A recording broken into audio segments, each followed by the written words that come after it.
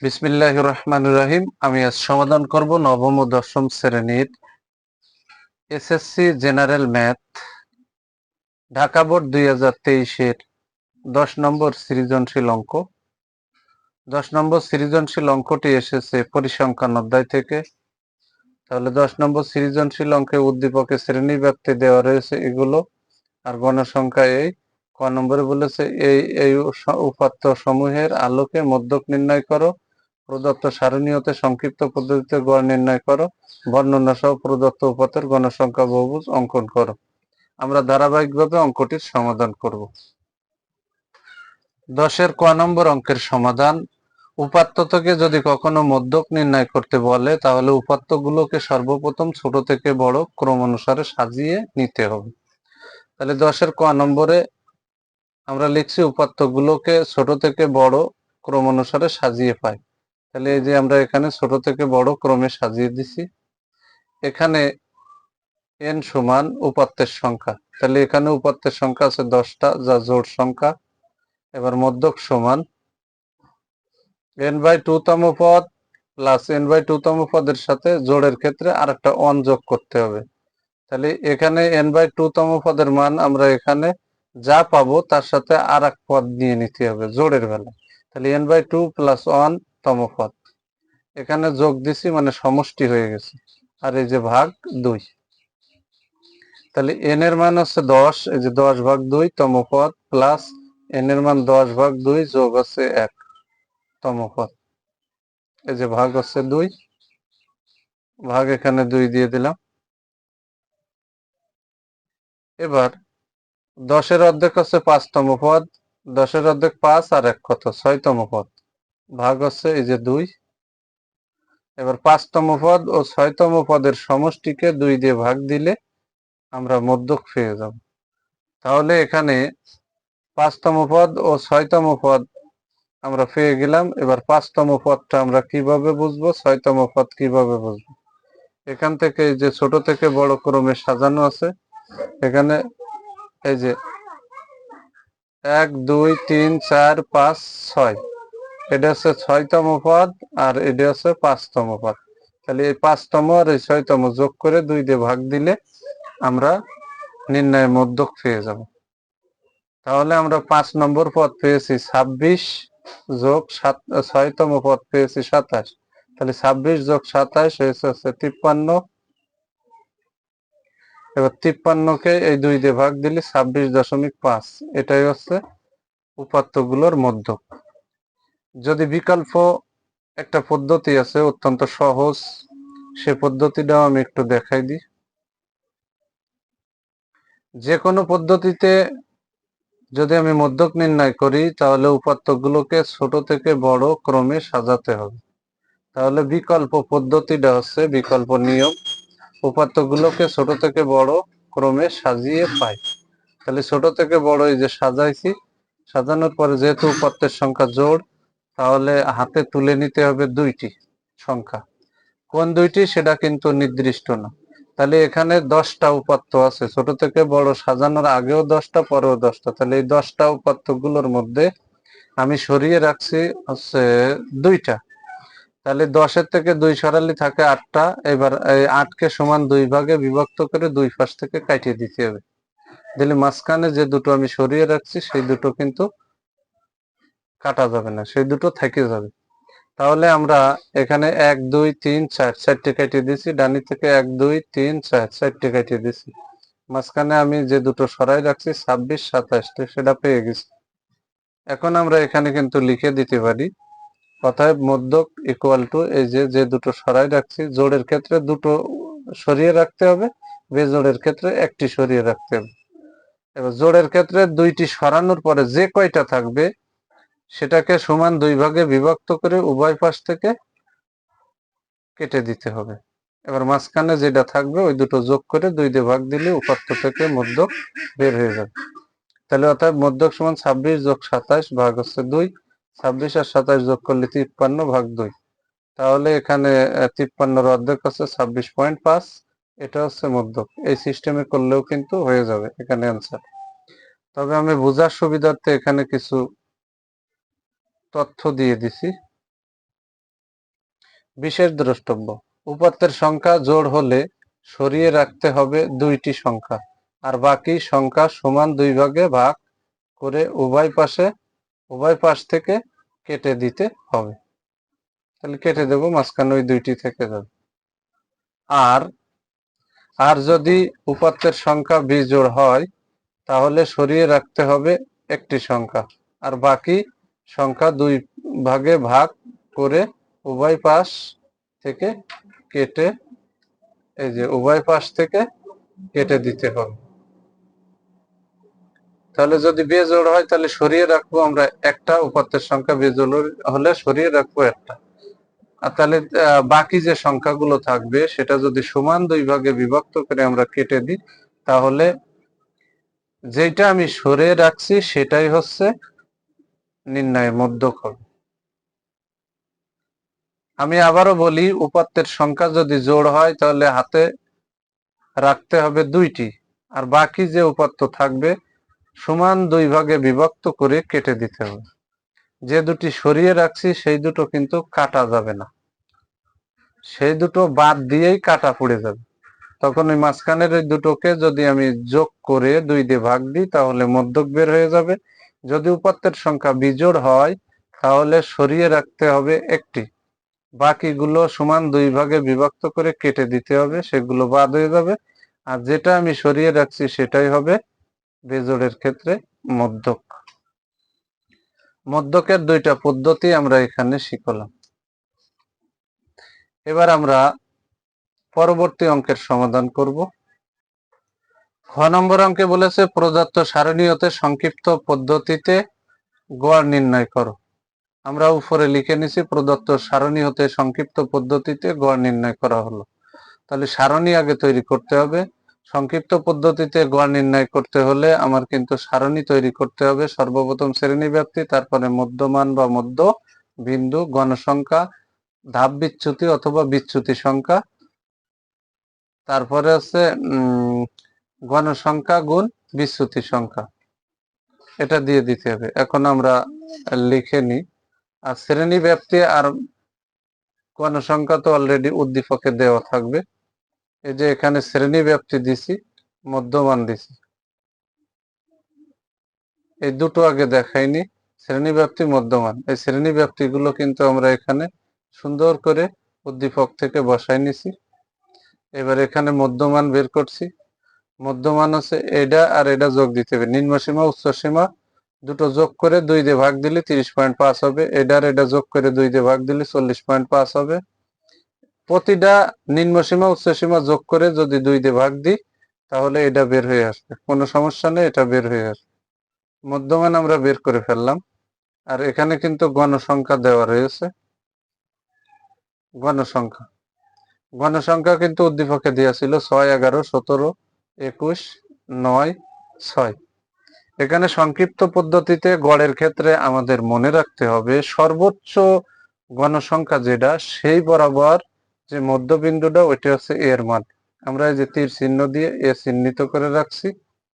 আর সর্বোচ্চ গণসংখ্যা বরাবর বিচ্যুতি সংখ্যা বা ধাপ বিচ্যুতির ঘরে দিতে হবে 0। এবার 0-র বাম পাশে এই সূত্রের মাধ্যমেও আমরা বের করতে পারি।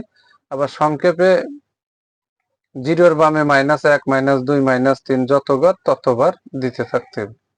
এবং 0-র ডান পাশে 1, 2 দুটো ঘর আছে, 1, 2 দিয়ে দিলাম। মানে এটা অনেকটা সংখ্যা রেখার মতো। তাহলে এই 0-র বাম পাশে হচ্ছে মাইনাস যুক্ত সংখ্যা হবে, 0-র ডান পাশে হচ্ছে প্লাস যুক্ত সংখ্যা হবে। এবার কিন্তু আমরা এখানে আরেকটা বিষয় বলি, যেটা মধ্যমান তাকে কিন্তু xi ধরছি, যেটা গণসংখ্যা সেটা fi হয়, আর বিচ্যুতি সংখ্যা মূলত ui হয়।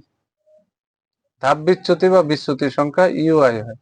সেটা বের করার সিস্টেম, এই সংখ্যাগুলো বের করার সিস্টেম আছে xi থেকে এর মান বাদ দিতে হবে, দিয়ে শ্রেণী ব্যবধান দ্বারা ভাগ করতে হবে। যদি ভাগ করে দিই তাহলে কিন্তু আমার এটা এটা এসব বের হয়ে আসবে, সবগুলো বের হয়ে আসবে। কিন্তু আমি ওই সিস্টেম প্রয়োগ করিনি, সরাসরি 0-র বামে মাইনাস দেব আর 0-র ডানে আছে প্লাস দেব। এবার এখানে গণসংখ্যারে আমরা ধরছি f1, আর বিচ্যুতি সংখ্যাটা ধরছি আমরা ইউআই।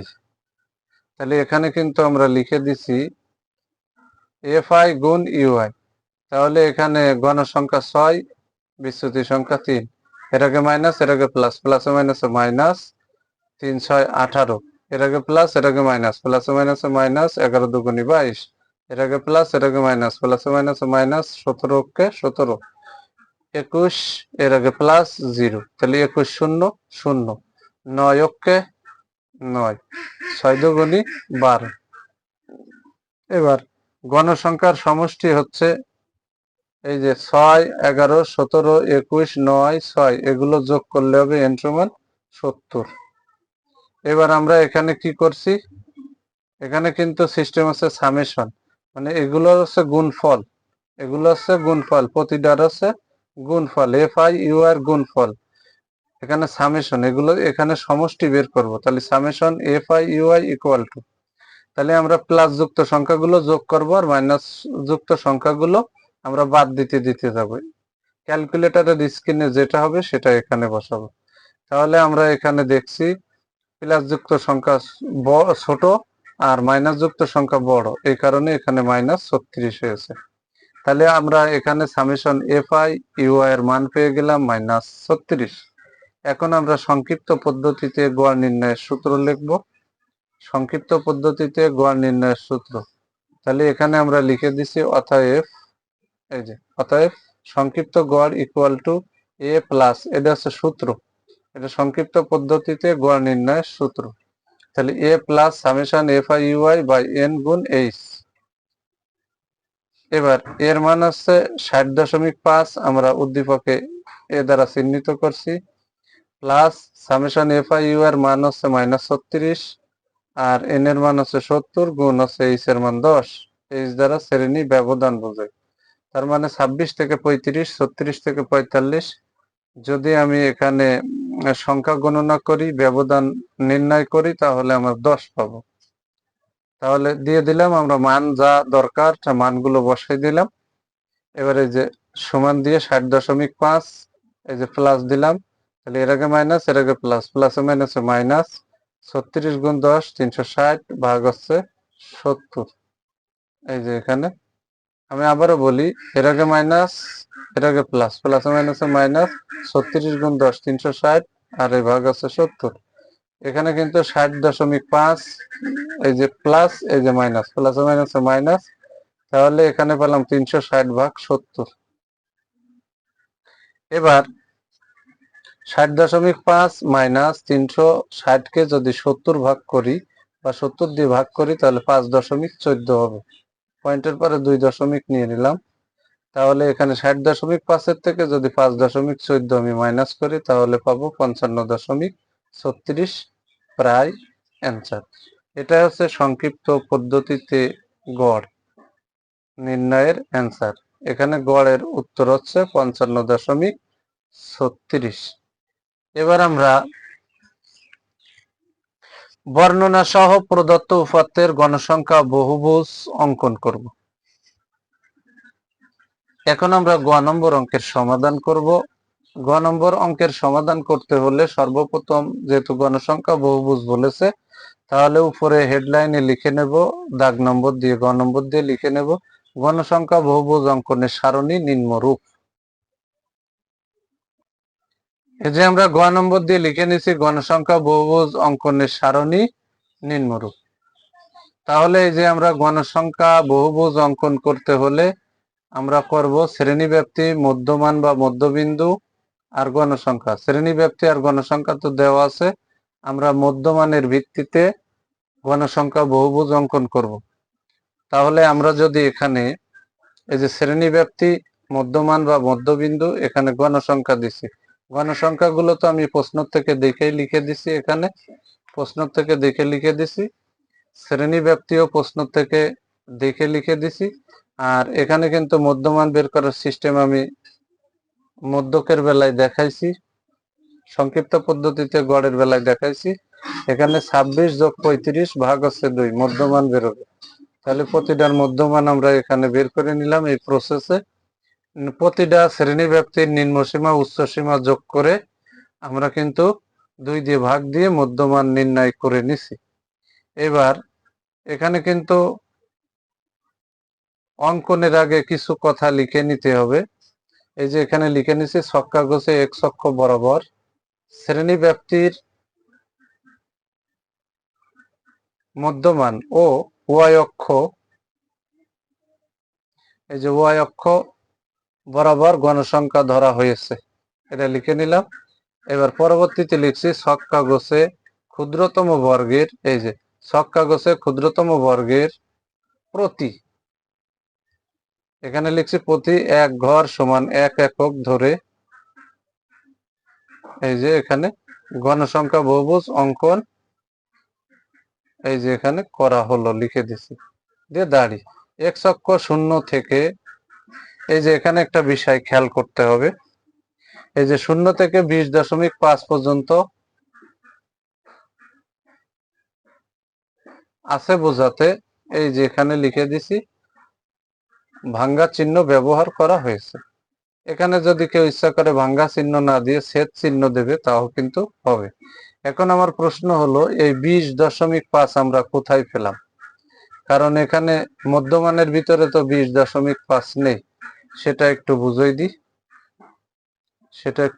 দিই, এখানে 30.5 এর থেকে 40.5 পর্যন্ত এর ব্যবধান আছে 10, এর ব্যবধান আছে 10, এটা থেকে এর ব্যবধান 10, এটা থেকে এর ব্যবধান 10, এভাবে প্রত্যেকটার ব্যবধান একটা থেকে আরেকটার ব্যবধান হচ্ছে 10।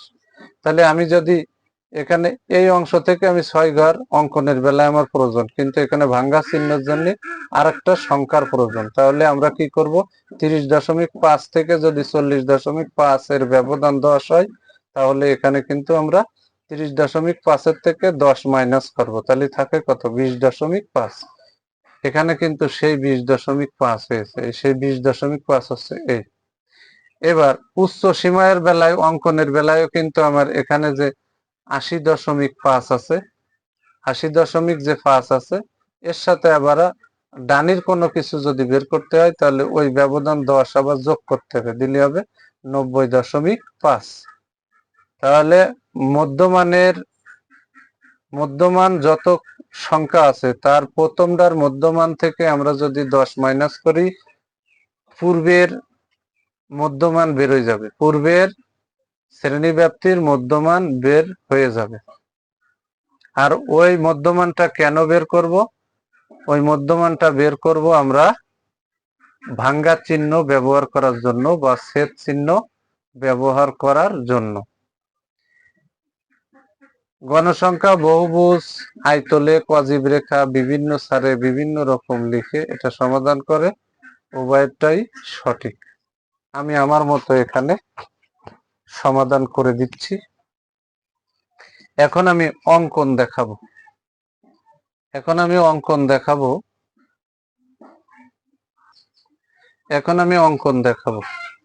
এই যে আমরা এখানে কিন্তু 0 আছে মূল বিন্দু, এখান থেকে x অক্ষ এই সাইডে দেব x অক্ষ, এই যে আমরা এখানে দিছি x অক্ষ, তাহলে x অক্ষ বরাবর কিন্তু আমরা ওখানে ছক কাগজে দিয়ে লিখে দিয়েছিলাম x অক্ষ বরাবর শ্রেণীব্যাপ্তির মধ্যবিন্দু।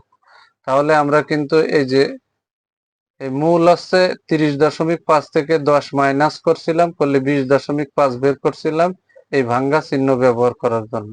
তাহলে আমি 30.5 থেকে এই যে আমি এখানে মাইনাস করছি 10, 20.5 পেয়েছি, এখানে ভাঙ্গা চিহ্ন দিলাম, আসলে কাজ শুরু হবে এখান থেকে। তাহলে এখানে আমার এখানে কিন্তু 30.5 এই বরাবর উঠতে হবে 6 ঘর।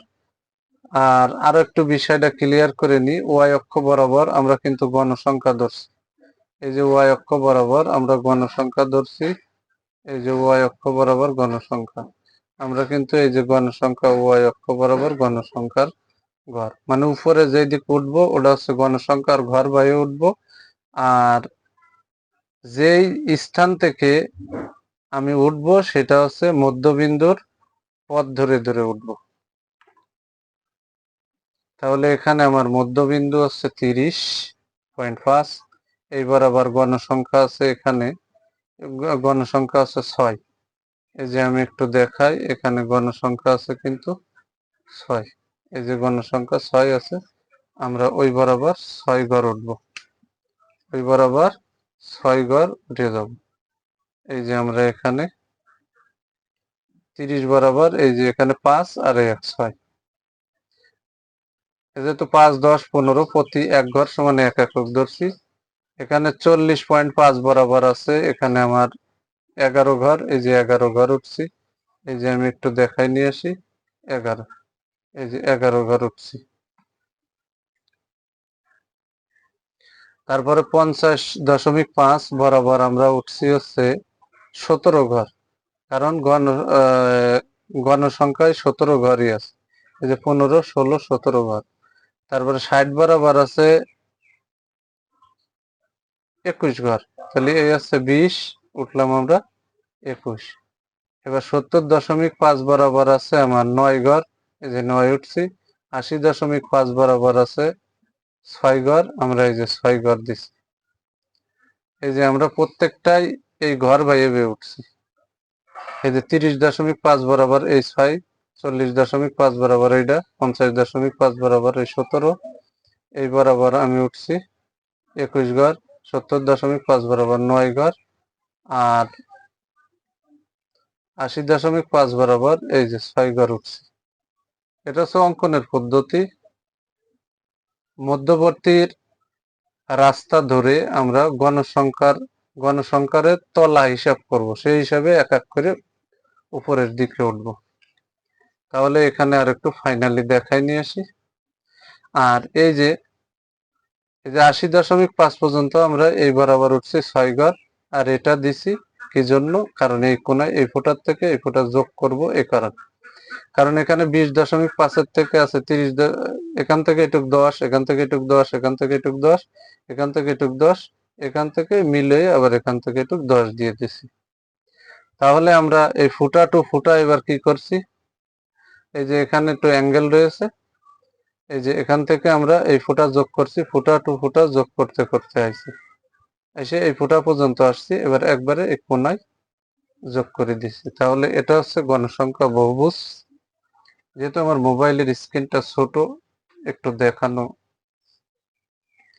একটু কঠিন হয়ে যায়, আরো ক্লিয়ার করে দেখালে আরো চমৎকার হতো।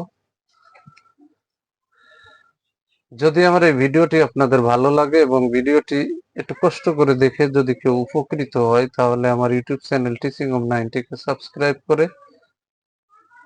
আমার চ্যানেলটির সাথে যুক্ত থাকবেন। আমি ধারাবাহিকভাবে বিগত সালের এসএসসি পরীক্ষায় আসা বিভিন্ন সালের গুরুত্বপূর্ণ অঙ্কগুলো ধারাবাহিকভাবে সমাধান করে আমার ইউটিউব চ্যানেল টিচিং হোম 90 তে আমি আপলোড করছি। আমার কিছু হোক আর না হোক, আমার এই ভিডিও দেখে যদি